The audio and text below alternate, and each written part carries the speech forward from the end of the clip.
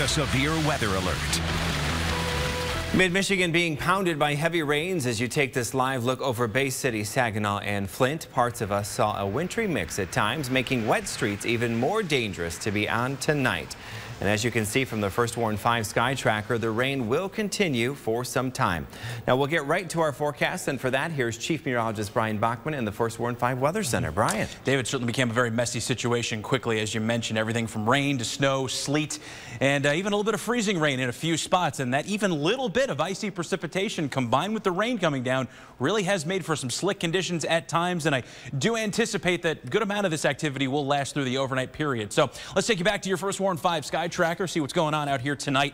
And you can see the, I guess, silver lining, if there is one, is that we are starting to make some progress toward the back phase of this system, if you will. You can see a lot of the precipitation, that was going at a pretty good clip for much of the evening in our northern areas up toward Houghton Lake, Clare, and even into the West Branch area, has essentially started to fizzle out for the moment, while more of the heavy and substantial, just plain rain in most cases has begun to shift closer to the Tri-Cities, back to the west toward Mount Pleasant and Alma, eastward into the Thumb, and of course along the I-69 corridor as well. And even though most of this is falling in the form of rain, temperatures are still within a few degrees of freezing in most spots, so we could see still some mixed in snowflakes or sleet pellets from time to time. So you don't want to, certainly let this, take this too lightly just yet, but it does look like, again, some drier air is beginning to work back in from the western side of the state, so we're starting to head in the right direction. But again, to recap temps here, most of us within a few degrees of freezing. The warmest spots along I-69, Flint at 37 right now, and 33, as you can see, for places like Bay City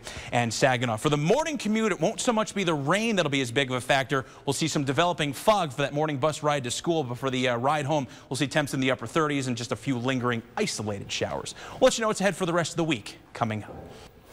Brian, thank you. Breaking news out of Saginaw County's Kochville Township. Tittabawassee Road near Davis reopened only moments ago. It had been closed since around 8:30 tonight after a 62-year-old man suffered serious injuries when he was struck by a pickup while walking across the busy road. Now, the victim was from Saginaw. The driver was a 23-year-old man from the northwest Michigan town of Beulah. And we're working to learn more details about a two-vehicle crash in Bridgeport Township. It happened at King Road and Dixie Highway around 6:30 when a wintry mix was coming down. Now, we know someone was injured, but do not know the extent of the injuries. Developing details in the story of a local doctor accused of running a pill mill out of his office. Now, as we've reported, Dr. Joseph Osterling is charged with conducting a criminal enterprise, delivering controlled substances, and maintaining a drug house. Osterling is more than a doctor. He's also a landlord. And now his tenants and patients are wondering how those charges are going to affect them. TV5's Matt Stevens joins us in the Continuous News Center with more. Matt. Well, David, no one's been answering calls from worried patients and tenants of the doctor since last week, and maybe it's just the holidays, but if the offices in Mount Pleasant, Carroll, and Saginaw are closed for good, it could be a dangerous delay for a lot of people. All is not quiet at the Saginaw Plaza, named for a world-famous urologist. Oh, his office is quiet. It's been dead there for days. But in the same building, a children's Taekwondo class at Gold Medal Martial Arts is alive and kicking. But Gold Medal's owner is a bit nervous about the future. Just recently, we found out that the building went into civil forfeiture. So we're trying to find out whether he owns the building or Tuscola County is going to own it. Since Dr. Osterling's assets are frozen and could potentially be confiscated, the future of tenants like John Vasquez is uncertain. I'm kind of anxious to just get some answers myself. That goes double for patients of Dr. Osterling, patients like Russell Brown, who heard about the arrest when he called to reschedule an appointment last week. Yeah. And then she did come out and says, well, he lost his license. And you said, what? Yeah, it kind of kids. I said, now what do I do? And I finally got it to another urologist, but they want the medical records. So I called back, no answer. Brown and others hope someone will answer the phone tomorrow so they can arrange to get their medical records. As for tenants of his buildings, that could be a tougher one to unravel. We'll stay with it. Live in the Continuous News Center, Matt Stevens, WNEM-TV5. David. All right, Matt, thank you. TV5 will bring you continuing coverage of this story on air, online, and on the TV5 mobile app. The man who gunned down 9 black parishioners at a South Carolina church will represent himself during sentencing. Dylan Roof, who was convicted in the June 2015 massacre, was ruled competent today by a U.S. federal judge. The jury that convicted the 22-year-old will decide whether Roof should face the death penalty or life in prison. President Barack Obama is writing his farewell speech to the American public. He announced today that he'll head to Chicago next week, Tuesday, to give his nationwide address, which he says will celebrate changes in the country while offering insights into its future. Now, his last day is January 20th, when President-elect Donald Trump takes the oath of office. A woman is in custody after police say she threatened people leaving an Islamic center. The woman is accused of demanding cash, saying if she didn't get it, she had a weapon in her purse or would, quote, blow something up. Well, police did not find a weapon on her. She is not yet formally charged. A 3-state crime spree has ended with the arrest of a 41-year-old man. It began the day after Christmas when authorities say Jade Herzog left a Hillsdale hospital where he was on medical leave from jail. The spree included vehicle thefts and other items across 5 counties in Michigan, Indiana, and Ohio, where he was arrested.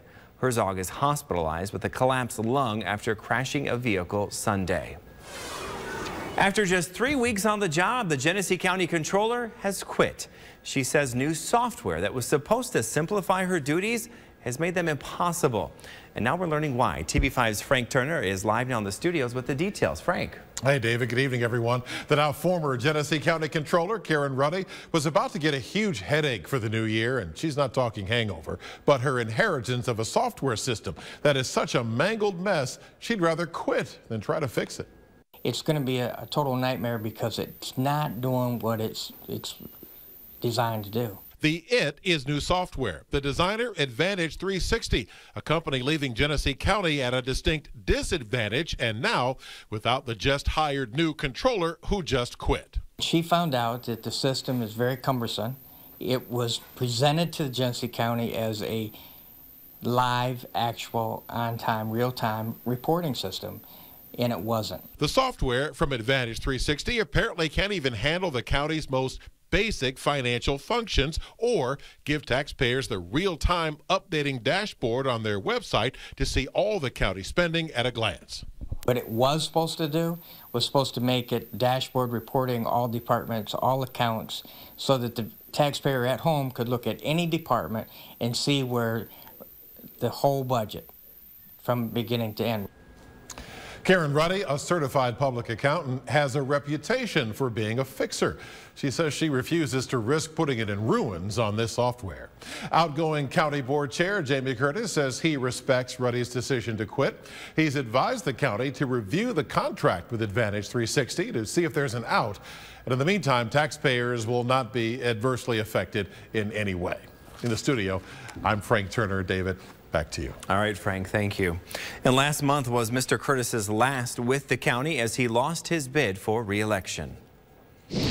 A Lansing grandmother has the kind of spirit one can truly appreciate if you're 21 or older. 91-year-old Hetty Steinbart of Lansing has a concoction that's about to go national. It'll be called Oma's Cherry-Infused Vodka. It's not a flavored drink. It's a recipe that uses cherries from an orchard near Traverse City and takes 4 months to complete. The final product is an 80-proof drink described by its distributor as having, quote, a lush, rich cherry flavor. Marketing efforts will focus on Michigan and states where millennials are concentrated. Now, it goes live online January 16th and will hit Michigan shelves in February. The suggested retail price about $35 a bottle. Now, you can learn more about the product and where you'll be able to buy it by going to the Hot Links section of the TV5 homepage. A man struck by a car, and that was only the beginning of his problems. The unbelievable thing that happened to him right after that in our Coast to Coast report. And a big moment for an eaglet caught on camera. You won't want to miss this. And a former Detroit Red Wing and Hall of Famer coming to a hockey game near you. That's straight ahead. And a story about a grandmother helping a local woman who was crying over her spilled milk inspired us to ask how you're paying it forward. Well, Ricky says a lady at Tim Hortons paid for my coffee. There was no one behind him, so he gave the car wash wiper $5. And Nans pays it forward with kindness, saying a little goes a long way. Isn't that the truth? Well, let us know how you pay it forward by posting a comment on the TV5 Facebook page.